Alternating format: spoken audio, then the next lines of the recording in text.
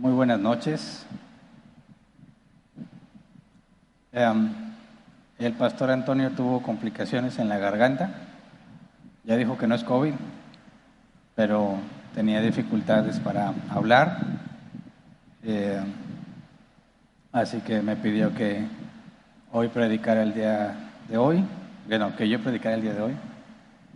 Y el miércoles pasado, que vimos el capítulo 5, que él estuvo enseñando, yo vine como oyente y no tengo memoria de haber hecho eso antes en los 11 años de árbol plantado.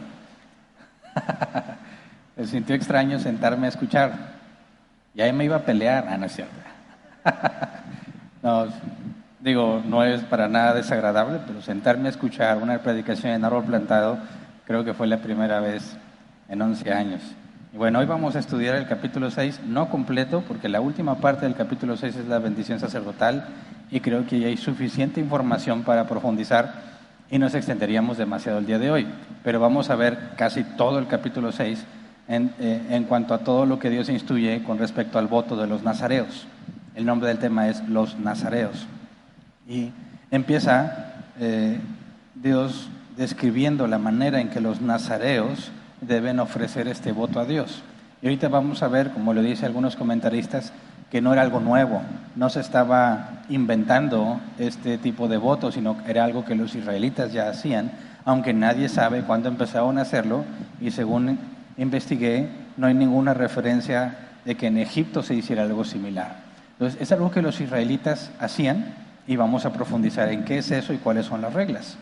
Entonces, si vamos a Números capítulo 6, versículo 1 al 4, dice: el Señor le ordenó a Moisés que les dijera a los israelitas: cuando un hombre o una mujer haga un voto especial, un voto que lo consagre al Señor como nazareo, deberá abstenerse de vino y de otras bebidas fermentadas. No beberá vinagre de vino ni de otra bebida fermentada. Tampoco beberá jugo de uvas, ni comerá uvas ni pasas. Mientras dure su voto de nazareo, no comerá ningún producto de la vid, desde la semilla hasta la cáscara. Entonces, ¿de qué se trata y por qué no puede comer eso o por qué se le está prohibiendo?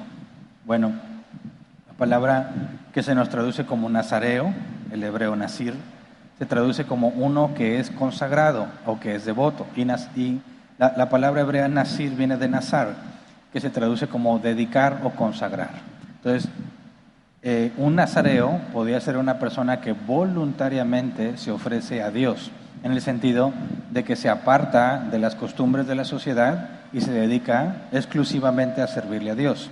Lo hacía normalmente por un periodo de tiempo definido, aunque había casos en que se extendía y otros desde antes de nacer eran comprometidos. Dice el comentario Barnes, dice: la santidad en este tiempo encontraba su expresión más alta en el voto nazareo, que era la adopción voluntaria por un tiempo definido de obligaciones a modos elevados y estrictos de autodedicación que se asemejaban y de hecho excedían en algunos detalles a aquellas normas que aplicaban para los sacerdotes. Es decir, se autocomprometían para Dios y se volvían más estrictos en su separación y cumplimiento de la ley que incluso los sacerdotes. Dice, aquí no se instituye un nuevo tipo de observancia, sino que se regulaba lo que ya era familiar para los israelitas. Dice el comentario Benson: ambos sexos pueden hacer este voto si son libres y están a su propia disposición. De lo contrario, sus padres o cónyuges pueden anular el voto. Y ahorita creo que vamos a entender por qué. Entonces, si a alguien se le ocurría consagrarse a Dios porque quería, decíamos que bueno, pero si estás casado o si estás bajo autoridad de tus padres, ellos tienen que estar de acuerdo en que tú hagas este voto. No podías, rebasar los compromisos que tienes con tu cónyuge o con tus padres. Pero si tú eras independiente y no tienes que darle cuentas a nadie, tú podías vivir como nazareo tanto tiempo como tú quisieras, tanto tiempo como te comprometieras. Dice, al hacer este voto, sigo leyendo el comentario Benson, al hacer este voto se apartaban de los empleos, dice, y placeres del mundo para poder consagrarse enteramente al servicio de Dios, y esto ya sea por toda su vida o por un espacio de tiempo menor y limitado. Comentario Ellicott, dice, los votos aquí referidos se hacían por un periodo específico.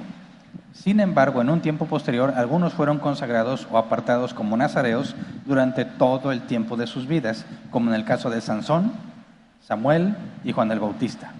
Esta consagración, sin embargo, parece haber sido hecha más como un resultado de una revelación divina que de una designación arbitraria por parte de sus padres. Porque en el caso de Sansón, ¿verdad?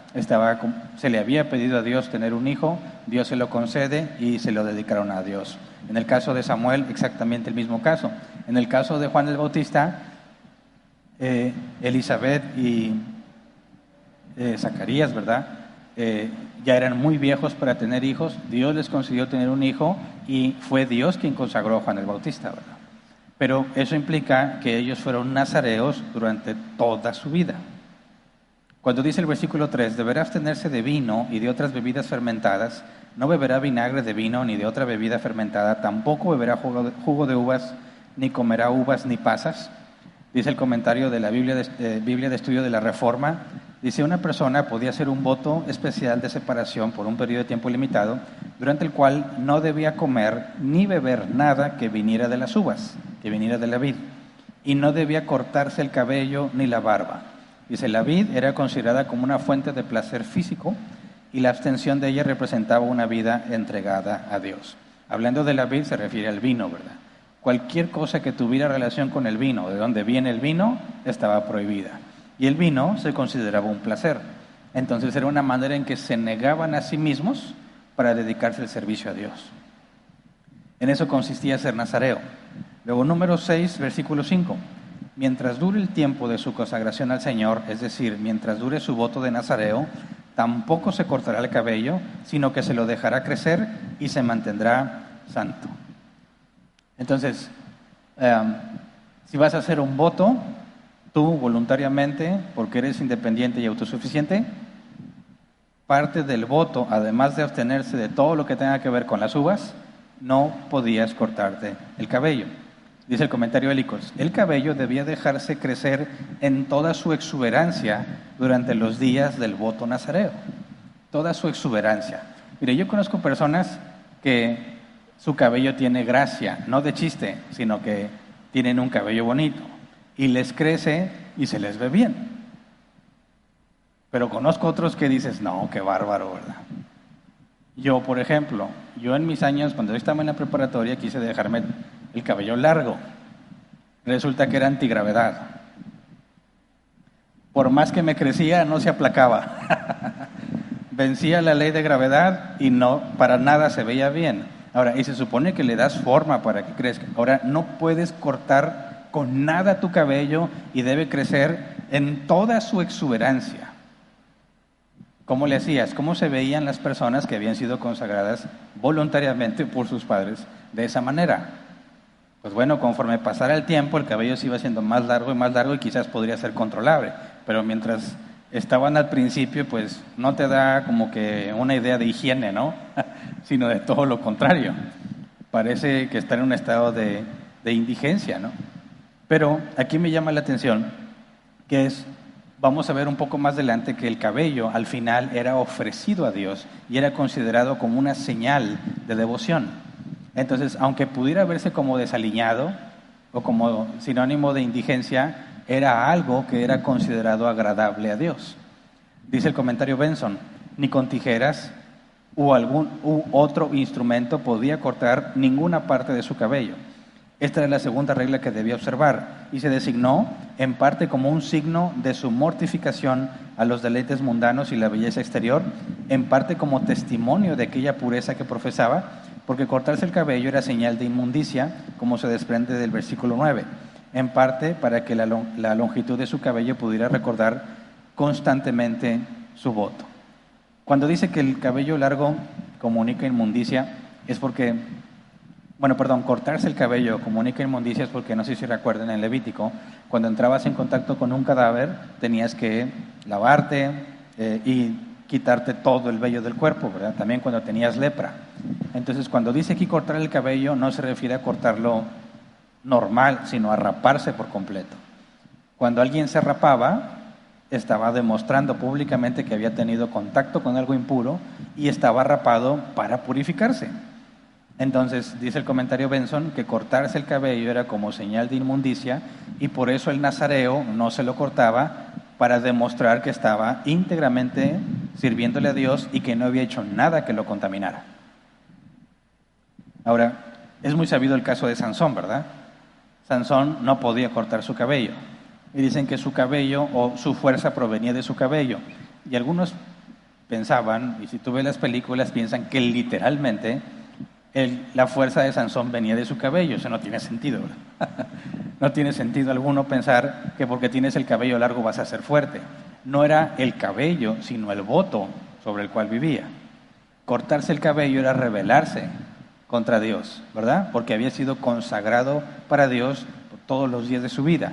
Entonces, si Sansón se cortaba el cabello, implicaba que se estaba rebelando a Dios. Por eso, al cortarse el cabello, perdía la fuerza que Dios le daba mientras él se mantenía en obediencia.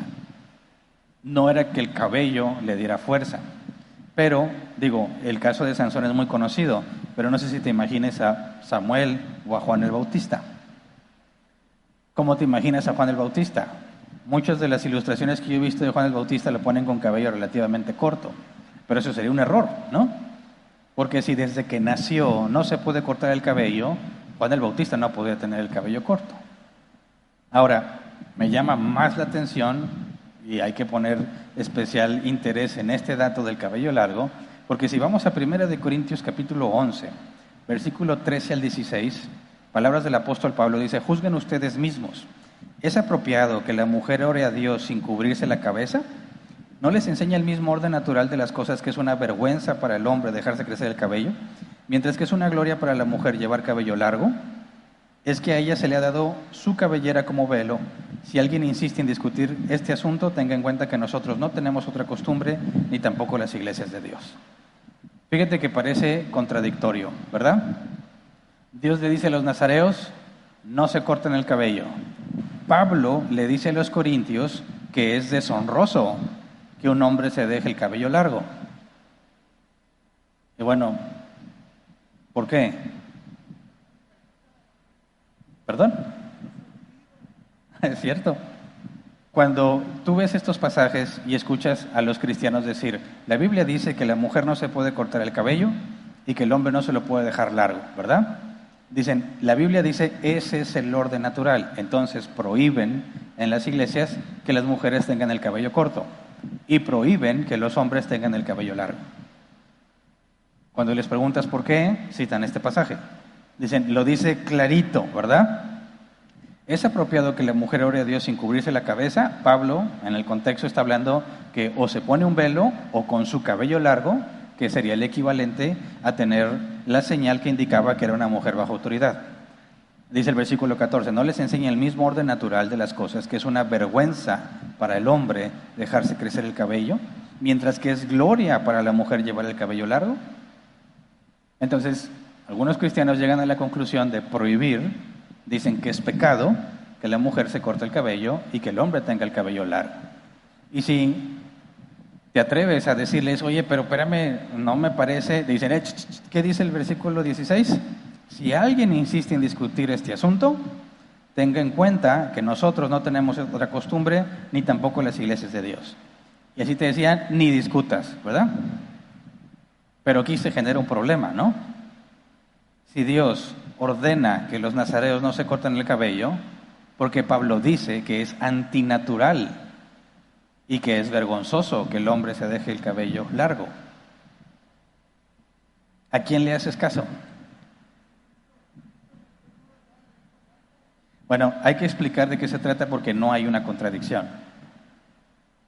Cuando vemos que Pablo le dice a los corintios sobre cómo deben de comportarse y el orden del culto, y habla de las mujeres con su cabello largo como señal de autoridad y el hombre con cabello largo como algo vergonzoso, ¿de qué está hablando? ¿Del cabello o de la señal de autoridad? Los cristianos se centran en pensar, el cabello es el problema. La mujer no se lo puede cortar, el hombre no lo puede dejar largo. Y uno de los argumentos que yo siempre les menciono a quienes tratan de persuadirme de que el hombre con cabello largo está pecando, es decir, bueno, si es tan vergonzoso y antinatural, ¿por qué Dios lo demanda? ¿No sería contradictorio? Entonces, debemos comprender que cuando encontramos este tipo de pasajes tenemos que analizar el contexto. ¿Cuál es el punto que está tratando el apóstol Pablo? La autoridad. Y que la mujer que no tiene el cabello largo, si tú consideras el contexto cultural, era el equivalente a una prostituta. Porque las mujeres, al andar por la calle, tenían que, por así decirlo, promocionar sus servicios.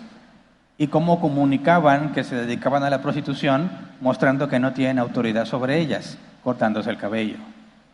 Una mujer casada, una mujer soltera, que son de familia, que no son prostitutas, se dejaban el cabello largo y era una señal visible, clara, de que son mujeres decentes.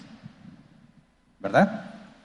Entonces, que una mujer se corte el cabello era vergonzoso. ¿Por qué? Porque pasaría por prostituta. Y si un hombre se dejaba el cabello largo, considerando lo que significa el cabello largo, sería un afeminado, haciendo lo que las mujeres hacen al decir que tiene autoridad sobre él. Pero no puedes argumentar que el problema es el largo del cabello en sí mismo, porque Dios ordena que los hombres no se corten el cabello. Ahora, considera a Juan el Bautista. Desde que se escribe Corintios y Juan el Bautista son contemporáneos, no ha pasado tanto tiempo, y Juan el Bautista no se podía cortar el cabello, tenía el cabello largo. Y Pablo, que vivía ahí en esa misma zona, sabía que los nazareos no se cortan el cabello. ¿Por qué Pablo diría que es antinatural? Perdón, se dejan el cabello largo. ¿Por qué Pablo diría que es antinatural dejárselo el cabello largo? Sobre todo, si vamos a Hechos 18, dice, Pablo permaneció en Corinto algún tiempo más. Después se despidió de los hermanos y emprendió el viaje rumbo a Siria, acompañado de Priscila y Aquila. En Cencreas, antes de embarcarse, se hizo rapar la cabeza a causa de un voto que había hecho. ¿Qué voto hizo Pablo? El voto de Nazareo. O sea que Pablo traía el cabello largo desde que empezó el voto, ¿verdad? Porque tenía prohibido cortárselo. ¿Cómo es que Pablo, teniendo el cabello largo, diría, como algunos cristianos interpretan, que es pecado tener el cabello largo? No está hablando del cabello, ¿verdad? Está hablando de la señal de autoridad. Y otro dato importante es que solo en Corinto se hace esta enseñanza. Solo en Corinto se les explica esto. En ninguna otra carta, en ninguna otra ciudad, Jesús no dijo nada al respecto, los apóstoles tampoco dijeron nada al respecto.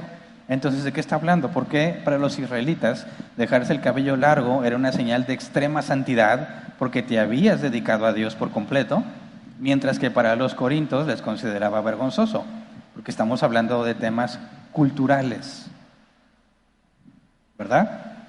Son culturas diferentes. Fíjate lo que dice la Biblia de Estudio de la Reforma. Dice, el voto de Nazareo requería una pureza ceremonial rigurosa que no habría sido practicada nunca en las tierras de los gentiles. Por lo que es más probable que este voto fuera un voto en privado realizado por Pablo como un ejercicio religioso. Se dejaba crecer el cabello durante el periodo del voto y al cortarlo marcaba la conclusión del voto y era quizás una expresión de gratitud a Dios. Que esto viene a afirmar lo que estoy comentando, el apóstol Pablo con el cabello largo. ¿Pero a qué se refiere con el orden natural de las cosas? ¿Por qué Pablo dice que el orden natural de las cosas nos deja ver que el hombre no se debe dejar crecer el cabello? Dice también la Biblia de Estudio de la Reforma, los intérpretes difieren sobre el significado de este término. Algunos creen que se refiere al orden creado, mientras otros argumentan que el apóstol está apelando aquí a las prácticas comunes de su época. Y eso es a lo que yo me refiero, a la cultura. Lo que era común en la cultura de los corintios, que no tiene nada que ver con la cultura de los israelitas, que para ellos era símbolo de santidad, mientras que para los corintios podía ser vergonzoso. Comentario Hélicos. Dice, probablemente el verdadero significado del pasaje que se refiere al hecho de que los no creyentes o los paganos no tenían una revelación directa, es decir, Dios no les había revelado palabra a ellos, de manera que ellos no sabían por revelación que la mujer debe estar bajo autoridad. Sin embargo, por la naturaleza, en el caso de la mujer, dedujeron que debería estar sobre autoridad, como sucedía en la mayoría de las culturas de aquel entonces. A eso se refería Pablo en cuanto al orden natural, a la autoridad, no al cabello. Entonces, ningún cristiano tiene por qué estar sujeto al legalismo, del cabello, de cómo lo debe tener cortado. Pero eso no significa que no haya una aplicación para nosotros. ¿Cómo podríamos interpretarlo tomando en cuenta la cultura en los Corintios? ¿Qué es lo que Pablo les está diciendo? El problema no es el cabello, sino que pareces. La mujer con cabello corto parece prostituta. El hombre con cabello largo parece afeminado. ¿Cómo se aplica entonces en los cristianos hoy en día? Mujeres, no confundan a la gente haciéndoles pensar que son prostitutas. Hombres, no pongan bajo sospecha su masculinidad. ¿Se entiende? Esa es la aplicación considerando el contexto cultural. Y no hay ningún conflicto entre el voto de los nazareos y lo que Pablo dice a los Corintios, porque dejamos en claro que no se trata del cabello, sino de la cultura y la manera en que se demuestra que tienes autoridad. Regresamos a Números capítulo 6, versículos 6 al 8. Dice, mientras dure el tiempo de su consagración al Señor, no podrá acercarse a ningún cadáver, ni siquiera en caso de que muera su padre, su madre, su hermano o su hermana. No deberá hacerse ritualmente impuro a causa de ellos, porque lleva sobre la cabeza el símbolo de su consagración al Señor. Mientras dure el tiempo de su consagración al Señor, se mantendrá santo. Cuando dice no podrá acercarse a ningún cadáver, esa es la misma restricción que tenían los sacerdotes, ¿verdad? Ningún sacerdote podía acercarse a un cadáver. Pero los sacerdotes normales sí podían estar junto al cadáver de sus padres, ¿verdad? Pero el sumo sacerdote, ni siquiera en el caso de sus padres, ni su hijo, ni su esposa, no podía acercarse a un cadáver porque él estaba consagrado completamente a Dios, y Dios es vida y no tiene nada que ver con la muerte. Por eso cuando Dios juzga y aplica la pena de muerte a Nadab y Abiú, Aarón no pudo acercarse a sus hijos. Los sacerdotes tampoco, ¿verdad?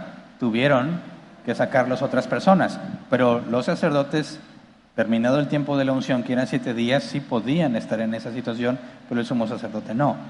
Así que aquí está el caso que decían, estábamos leyendo un comentario hace poco, que las reglas aplicadas a los nazareos a veces excedían a las de los sacerdotes, y ese es el caso específico. Un sacerdote sí podía acercarse al cadáver de sus padres, un nazareo no, al igual que el sumo sacerdote. Luego Números 6, 9 al 12.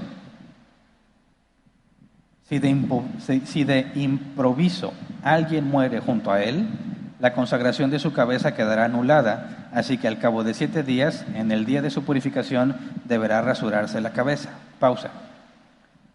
Fíjate bien, la consagración de su cabeza quedará anulada. ¿De qué está hablando aquí? Del cabello. El hecho de dejarse crecer el cabello como símbolo, leíamos en los versículos anteriores, dice el versículo 7, al final, porque lleva sobre la cabeza el símbolo de su consagración al Señor. ¿Qué es lo que lleva sobre la cabeza? El cabello largo. El cabello largo para los israelitas era el símbolo de que él estaba dedicado a Dios por completo, de manera que sería algo muy honroso. Y si por alguna razón, de forma involuntaria, ya que tiene prohibido tocar los cadáveres, pero si de improviso alguien muere junto a él, lo que implica estar con el cadáver, dice entonces, la consagración de su cabeza quedará anulada, así que al cabo de 7 días, en el día de su purificación, deberá rasurarse la cabeza. Al octavo día llevará 2 palomas o 2 tórtolas y se las entregará al sacerdote a la entrada de la tienda de reunión. El sacerdote ofrecerá una de ellas como sacrificio expiatorio y la otra como holocausto. Así el sacerdote hará expiación por el nazareo, ya que éste pecó al entrar en contacto con un cadáver. Ese mismo día el nazareo volverá a santificarse la cabeza, consagrando al Señor el tiempo de su nazareato y llevando un cordero de 1 año como sacrificio por la culpa. No se le tomará en cuenta el tiempo anterior, porque su consagración quedó anulada. Todo esto de los sacrificios no voy a entrar ahí porque ya lo vimos, ¿verdad? Con mucho detalle en Levítico, muchas veces. Entonces, entendemos los distintos tipos de sacrificios, por qué se hacían, la manera en que tú quedabas en paz con Dios, porque habías hecho algo indebido. Pero el punto es que si por accidente estabas en contacto con un cadáver, el tiempo que tú llevaras como conteo de lo que te habías comprometido, se pierde por completo. Te tienes que rasurar la cabeza y tienes que volver a empezar.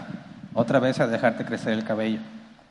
Si te comprometiste 1 año y en el 11º mes sucede esto de que accidentalmente tocas un cadáver, los 11 meses que llevabas no cuentan. Te rapas la cabeza, vuelves a empezar desde el día 1 otra vez, hasta que cumplas. ¿Qué significa esto? Que si te consagrabas a Dios, no podías hacerlo a medias. No podías ir ahí medio manchado. Tenías que cumplirlo al pie de la letra y estar consagrado durante todo ese tiempo. Si algo contaminaba, te impedía cumplir con el requisito de santidad, o sea, de apartarte de las cosas de la sociedad y de la gente común, tenías que volver a empezar. Luego, son las reglas para poder llevar el voto, y luego Dios pone las reglas para terminar el voto.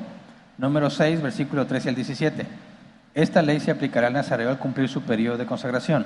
Será llevado a la entrada de la tienda de reunión y allí ofrecerá como holocausto al Señor un cordero de 1 año, sin defecto, como sacrificio expiatorio a una oveja de 1 año, sin defecto, y como sacrificio de comunión, un carnero sin defecto.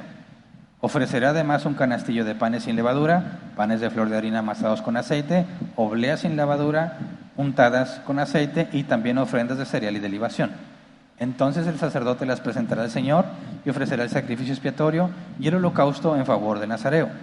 Ofrecerá el cordero del Señor como sacrificio de comunión junto con el canastillo de panes sin levadura. También presentará las ofrendas de cereal y de libación. Otra vez, todos estos sacrificios ya los estudiamos, ¿verdad? Prácticamente está diciendo sacrificio por su pecado, ¿verdad?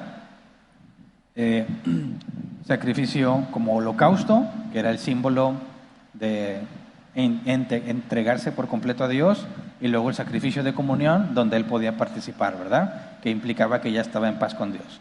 Lo demás de los panes sin levadura eran cosas que se dejaban para el sacerdote. Luego el versículo 18. Luego, a la entrada de la tienda de reunión, el nazareo se rapará la cabeza, tomará el cabello que consagró y lo echará al fuego que arde bajo el sacrificio de comunión. El cabello que se cortó lo pone a que sea quemado. ¿Por qué? ¿Qué significaba que las cosas fueran quemadas? Que ascendían a Dios, ¿verdad? Era la manera visible dentro de su entendimiento de que las cosas que le ofrecías a Dios llegaban a Él. No es de que aquí está para Dios y yo lo guardo. No. Tiene que quemarse. Nadie se lo queda y simbólicamente sube a Dios, ¿verdad? Entonces, el cabello largo de ninguna manera sería algo vergonzoso, ¿verdad? De hecho, es algo que le ofrecías a Dios y que Dios consideraba como una ofrenda agradable. Dice el comentario Benson, esto debía hacerse públicamente para que se supiera que su voto había terminado y por lo tanto estaba en libertad en cuanto a aquellas cosas de las que se había abstenido por un tiempo. De lo contrario, dice, algunos podrían haberse ofendido por hacer uso de su libertad. O sea, ¿por qué se tenía que rapar públicamente? Para que a todos les quedara claro que ya no está haciendo el voto y nadie fuera a decirle, ya pecaste, tienes que volver a empezar. No, hombre, ya acabé. Y otro que lo vea, estás tomando vino, ya pecaste, ya acabé. En lugar de estarle explicando a cada uno que lo vea, públicamente se rapa y queda todos se dan por enterados que terminó su voto. Por último, número 6, 19 al 21. Una vez que el nazareo se haya rapado la cabeza, el sacerdote tomará del canastillo un pan sin levadura y una oblea sin levadura, más la pierna cocida del carnero, y pondrá todo esto en manos del nazareo. Después de lo cual mecerá todo esto ante el Señor como una ofrenda. Todo esto es santo y le pertenece al sacerdote. Lo mismo que el pecho mecido y el muslo ofrecido como contribución. Finalizado este rito, el nazareo podrá beber vino. Esta ley se aplicará al nazareo que haga un voto. Esta es la ofrenda que presentará el Señor por su nazareato, aparte de lo que pueda dar según sus recursos, según la ley del nazareo, del nazareato, deberá cumplir el voto que hizo. Termina la serie de instrucciones. Ahora, ¿qué entendemos? De entre los israelitas que vivían bajo la ley, había algunos, que la Biblia no registra que fuesen muchos, ¿verdad?, que estaban especialmente dedicados a Dios voluntariamente. A otros los habían consagrado a sus padres, como lo dijimos. Pero ¿qué requiere que un hombre diga, voy a apartarme de las cosas que normalmente la gente consume porque les hace sentir bien y voy a dedicarme de lleno a servir a Dios. ¿Qué implicaba este servicio a Dios? Dicen que algunos se ofrecían a ayudar a las personas, a hacer el bien a los demás, a presentar ofrendas en el templo, etcétera, etcétera. Se olvidaba de las cosas comunes. Ahora, ¿qué se requiere para hacer eso? Bueno, ¿de qué vas a vivir mientras? Tenías que prepararte para hacer ese tipo de votos. Tenías que tener los medios para sostenerte mientras hacías el voto, ya que no podías dedicarte a las actividades comunes. Entonces realmente era un esfuerzo planeado, voluntario, para decir, voy a estar tal tiempo dedicado al Señor. Y hacerte cargo de todo lo que eso implica y abstenerse de todo lo que tenías que abstenerse. Solo porque quieres estar sirviéndole a Dios. Ahora, ¿cómo entendemos nosotros eso ahora? La Biblia dice que nosotros somos santos. La palabra nazir es separado. La palabra santo en griego, agios, ser puesto aparte, ser apartado, es el equivalente. Así como Juan el Bautista, Sansón y Samuel, desde que nacieron fueron consagrados a Dios, podemos ver el equivalente con los cristianos. Desde que nacen de nuevo, son consagrados para Dios. Estamos llamados a apartarnos del mundo, ¿verdad? Entendemos los términos bíblicos, mortificación y vivificación. Mortificación es morir a mis placeres, lo que proviene de la carne. La vivificación es vivir para hacer lo que a Dios agrada. ¿De qué se trataba ser nazareo? De negarte de los placeres de la carne y de enfocarte al servicio a Dios. Lo que era un acto voluntario para algunos, temporal para servir a Dios, para el cristiano es eterno. Desde que nace de nuevo en esta carne, en este cuerpo, somos consagrados para Dios y estamos llamados a apartarnos del mundo.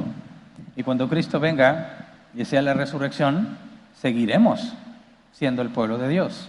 De manera que en el nuevo nacimiento empieza el equivalente al nazareo, pero el verdadero nazareo, la verdadera consagración. El ser apartado literalmente, no por un acto voluntario, sino porque Dios te apartó del mundo para consagrarte a Él. Entonces vemos lo que era un esfuerzo voluntario por los nazareos, a nosotros se nos concedió gratuitamente. Y así como el nazareo tenía que buscar la manera de vivir, Dios ha dicho que los que son de Él, comida, techo y vestido, no les faltará. Dios ha provisto para nuestra consagración. Entonces, no sé si puedas ver, aquí apunta, ¿verdad? Como de entre el pueblo de Dios había algunos que se consagraban de lleno. Dios llamaba a algunos, como Juan el Bautista, a ser consagrados de lleno. Todos los cristianos, desde que fueron llamados, desde el nuevo nacimiento, han sido consagrados de lleno. Por eso debe ser clara la diferencia entre un cristiano y un no cristiano. ¿Verdad? ¿En qué debería reflejarse? En que no es como el mundo. ¿Por qué no es como el mundo? Porque está consagrado a Dios. Y no estamos obligados, ¿verdad? Cuando Dios nos hace nacer de nuevo, cambia nuestros deseos, nuestras motivaciones, nuestros propósitos, y es nuestro deseo agradecerle a Dios haciendo lo que le agrada. No nos portamos bien para ganarnos la bendición, no nos portamos bien para ganarnos la salvación. La Biblia dice que ya fuimos declarados inocentes. No estás tratando de ganar nada, sino de agradecer todo lo que Dios te dio. Entonces, los cristianos somos nazareos de tiempo completo, ¿verdad? Aunque no estamos llamados a privarnos de las uvas, ni siquiera del vino. El pecado es embriagarse. Pero si tú sabes que eres débil en eso, pues no tomes, ¿verdad? Justificándote en que el pecado es embriagarse. Si te embriagas fácilmente y bebes, pecas, no por beber, sino por negligente y exponerte. Así que bueno, en conclusión, si para Dios le era agradable, grato ver a esos hombres y mujeres con el cabello larguísimo, que nadie te diga que dejarte el cabello largo es pecado, ¿verdad? Ahora, si se trata que en la cultura en la que vives resulta que tu masculinidad es puesta en juego por dejarte crecer el cabello, entonces te lo cortas para no crear confusión, para no ser tropezadero a nadie. Pero el pecado no es el cabello, ¿verdad? Lo mismo aplica para cuando los cristianos hablan de que la mujer no puede usar pantalón. No existían los pantalones, ¿verdad?, cuando se escribió la Biblia. Todos usaban túnicas. Los hombres también tenían que levantarse la túnica para correr. Cuando dice la Biblia que se ceñían los lomos, eso implica que agarraban su túnica, se la pasaban por entre las piernas y la amarraban para poder correr. Entonces, cuidado con interpretar la Biblia sin su contexto. Y no en todos los pasajes basta con el contexto literal, ¿verdad? Hace falta el contexto histórico y cultural para entender de qué nos está hablando y que podamos aplicar de forma racional, coherente, lo que la palabra de Dios manda. Si no, te conviertes en legalista. No importa que tengas buenas intenciones, tenemos la responsabilidad de entender la Biblia en su contexto para poder ser obedientes a la palabra de Dios como corresponde. Y bueno, después de esto sigue la bendición sacerdotal, pero ahí creo suficiente información para profundizar, sobre todo, me parece, para entender lo que pasó con Jesús en el Calvario. Hay una relación directa entre la bendición sacerdotal y lo que le pasó a Jesús, pero ya veremos cómo avanza este tema más adelante. Entonces vamos a ponernos de pie para orar.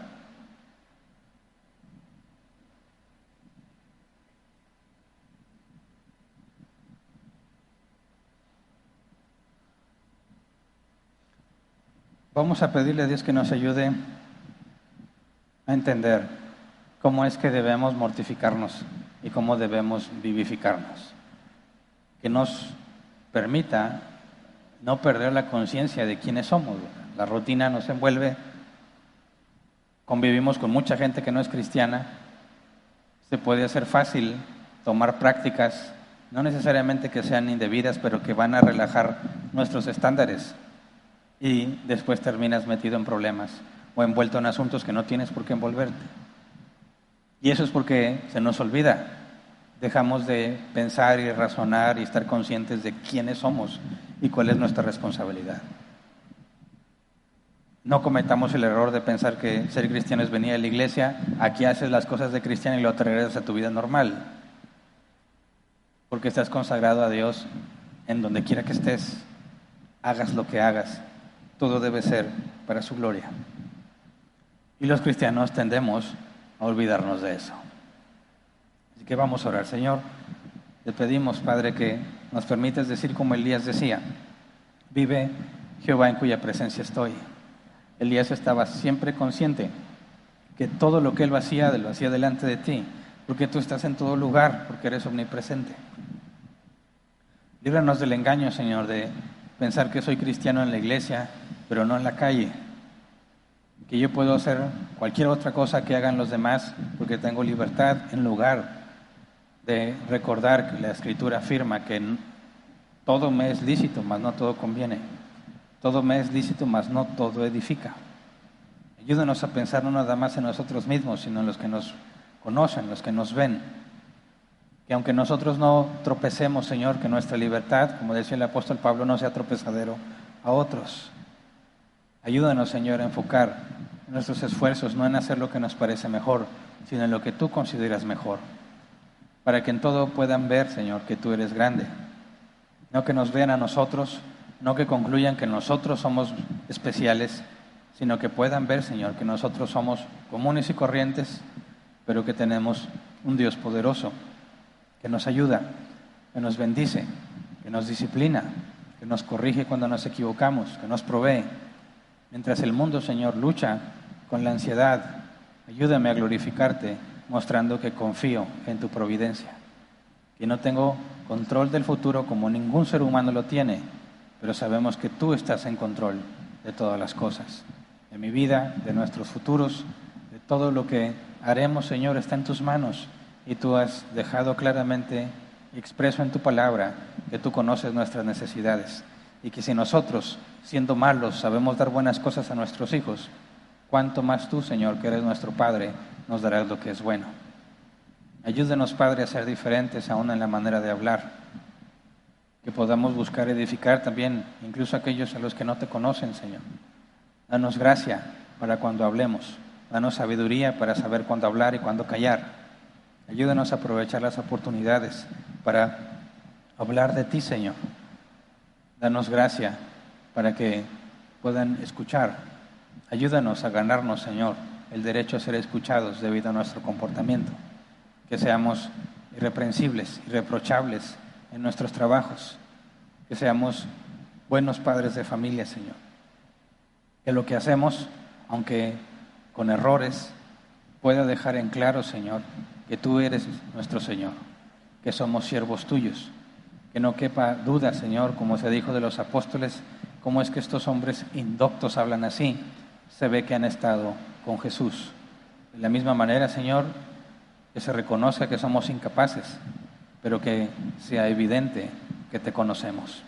Gracias, Señor, por tus misericordias y por todo lo que nos has dado. En el nombre de Jesús. Amén. Pueden sentarse. Pasemos a la sección de preguntas y respuestas. El día de ayer activamos la sesión de preguntas y respuestas. No tendremos sesión sino hasta dentro de 2 semanas. Y ya, a menos que Dios cambie las cosas, pues ya no tiene por qué haber interrupciones en la secuencia que llevamos. Vamos a dedicar como máximo 15 minutos a responder preguntas. Si es que las hay, veo que ya llegaron algunas. Muy bien. Si tu pregunta no tiene nada que ver con el tema, la pasamos al final. Si queda tiempo, trataré de responderla. Ok, empiezo con la primera pregunta. Dice Francisco, buenas noches. Cuando Sansón mató a muchos caldeos con una quijada de burro, ¿no anuló su consagración? Mira, cuando vemos que el pueblo de Dios va a la guerra por orden de Dios. Acuérdate que Sansón estaba librando a los israelitas de los caldeos y de los filisteos. Entonces fue usado por Dios. El pecado o el mandamiento era no asesinar. Se nos traduce como no matar, ¿verdad? Pero es una traducción equivocada. El mandato es no asesinar. Asesinar implica alevosía y ventaja, ¿verdad? Una mala intención para con tu prójimo y le quitas la vida. Pero matar, como sucede en el caso de los israelitas, era por 2 motivos principales. Uno, defensa propia, y el otro era ejecutar los juicios de Dios. Cuando los israelitas recibieron la instrucción de sacar a los cananeos y heveos y fereceos y todos los jebuseos y esoseos, Dios les dijo que negociaran la paz, ¿verdad? Si se enfrentaban a ellos, entonces que los mataran. Entonces se les ofrecía salir pacíficamente. Si no querían y querían defender su tierra, puesto que Dios ya había dado el juicio contra ellos, entonces pagaban con su vida. Y en ninguna manera estaban pecando al entrar en contacto con esos cadáveres, porque están cumpliendo el mandato de Dios de hacer justicia. Es como decir, si fuesen aquellos que se encargaban de ejecutar la ley, ¿verdad? Cuando había alguien que cometía, por ejemplo, adulterio y tenía que morir a pedradas, todos los que ejecutaban la sentencia estaban cerca del cadáver y ninguno quedaba impuro. ¿Por qué? Porque están ejecutando la sentencia que Dios mandó. ¿Se entiende? De la misma manera, Sansón, al ser usado por Dios, está haciendo exactamente lo mismo que aquellos que aplicaban la pena de muerte en los que quebrantaban la ley. Al estar cerca del cadáver, ellos mismos le quitaban la vida a la persona, no quedabas impuro porque estabas haciéndolo por orden de Dios. Espero que lo haya dejado más claro el asunto. Siguiente, dice Lucas Alemán, buenas noches de Ciudad de México. Entonces hoy en día no es pecado si el hombre tiene el cabello largo o ya es tema de ética cristiana. Mira, como le expliqué, el problema no es el cabello, sino la cultura en la que estás. Si te vas a dejar crecer el cabello y por alguna razón eres frecuentemente confundido con una mujer, como esos videos que pasan graciosos, no sé si han visto que hay un hombre, vi uno que me dio muchísima risa, están en un gimnasio, está un chavo así como que haciendo fuerza con las piernas y se ve que hay una mujer sentada sobre él. Llega la esposa y empieza a jalar de las greñas a la supuesta mujer que está ahí, le empieza a golpear hasta que se voltea y es un tipo barbón, ¿verdad? Era el entrenador. Me dio mucha risa la cara del señor que no entendía lo que estaba pasando, ¿verdad? Pero si tú lo ves de espalda, parecía una mujer y eso es lo que esta señora concluyó. Bueno, ahí sí estás entrando en conflicto, ¿verdad? No porque tengas el cabello largo, sino porque es puesta en duda tu masculinidad. Entonces, ¿cómo resuelves eso? Bueno, si quieres tener el cabello largo y no parecer una mujer, peínatelo de la manera que se vea que eres hombre, ¿verdad? No te peines o no andes como las mujeres andan con su cabello suelto. Incluso traía un corte que fácilmente lo confundes con mujer. Entonces el problema no es el cabello largo, sino el ser confundido. Dios hizo hombre y mujer, no hay términos medios. Cualquier desviación de eso es pecado. Por eso un hombre no puede ser confundido con una mujer por su vestimenta o su apariencia, y lo mismo pasa con las mujeres. Siguiente, Irving dice, si bien el voto nazareo no es aplicable como la ley para los cristianos, ¿crees que el consejo de Pablo a detener momentáneamente la intimidad de pareja solo con fines espirituales pueda tomarse como un tipo de nazareato práctico y podría haber otras actividades a las que podamos renunciar momentáneamente? Sí, pero nada más hay que dejar en claro que así como el voto nazareo, si estás casado, tu cónyuge tiene que estar de acuerdo. De la misma manera, cuando Pablo dice que pueden dejar de unirse sexualmente para dedicarse a la oración, tiene que ser un acuerdo mutuo. Y eso es muy complicado, ¿verdad? Pero si los dos están de acuerdo en separarse y no tener intimidad durante cierto tiempo para dedicarse a la oración, es bien visto, ¿verdad? Entonces vemos cómo, al igual que el nazareo, requieres la aprobación de tu cónyuge para poder hacer ese tipo de voto. En los cristianos, el suspender o detener momentáneamente la intimidad aplica de la misma manera. Hay otras, por ejemplo, cuando los cristianos pensamos en ayunar, tiene un sentido muy similar, ¿verdad? Ayunas es negar la comida a tu cuerpo, no para maltratarte, no para bajar de peso, sino por la misma esencia del voto del nazareo. Aparto lo que es deleite para mi cuerpo, lo que es necesario para mi cuerpo, mostrando que me sujeto a estar con Dios y que Dios es suficiente para mí, ¿verdad?